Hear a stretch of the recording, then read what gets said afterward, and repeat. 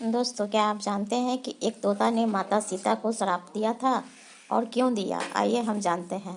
सनातन धर्म के ग्रंथों में बताया गया है कि बुरे कर्मों का फल हमेशा बुरा ही मिलता है, चाहे वो इंसान हो या फिर ईश्वर। इसका एक उदाहरण माता सीता का है, जिनका जिक्र रामायण में किया गया है। दरअसल रामायण कई भाषाओं में लिखी गई है। अलग अलग रामायण में कई तरह की दंत कथाएं मिलती है, जिनमें कई लोग परिचित नहीं हैं। इस कथा के अनुसार ये बताया गया कि आखिर क्यों सीता माता और राम को अलग होने का श्राप तभी मिल गया था जब वो एक दूसरे के गठबंधन में भी नहीं बंधे थे।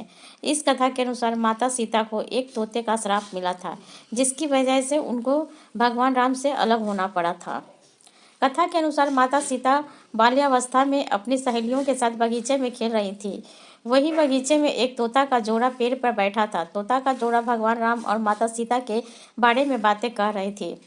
उनकी बातों को सुनकर माता का ध्यान उन पर गया। मादा तोता बोल रही थी कि अयोध्या के राजकुमार राजा राम को कभी प्रतापी राजा होंगे, उनसे माता सीता का विवाह होगा। तोते के मुंह से भावी पति का नाम सुनकर माता सीता अचंभित हो गए और उन्हें अपने बारे में और जानने की इच्छा जागृत हुई। इसलिए उन्होंने अपनी सखियों से कहकर दोनों पक्षियों को पकड़ लिया और फिर उन दोनों को पुचकार कर पूछा कि भविष्य के बारे में इतना ज्ञान कहाँ से तुम्हें प्राप्त हुआ। तब पक्षी ने बताया कि इससे पहले हम महर्षि के यहाँ रहते थे, वाल्मीकि के आश्रम में, जहाँ हर रोज राम और सीता के जीवन के बारे में बताया जाता था।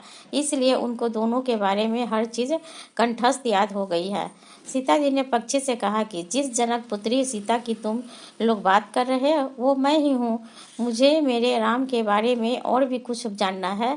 तब नर तोता ने कहा कि सीता, आपका विवाह अयोध्या के राजा दशरथ के ज्येष्ठ पुत्र राम के साथ आपका विवाह होगा। आपकी जोड़ी तीनों लोकों में सबसे अच्छी होगी, अद्भुत होगी। सीता जी सवाल पूछती गई और दोनों तोता जवाब देते रहे। ऐसे में सीता जी प्रसन्न हो गई और कहा कि अब ये हमारे साथ ही यहाँ पर रहेंगे। लेकिन यह सुनकर तोता हैरान रह गया। उसने कहा, हम पक्षी हैं, हमें पिंजरे में कैद ना करो।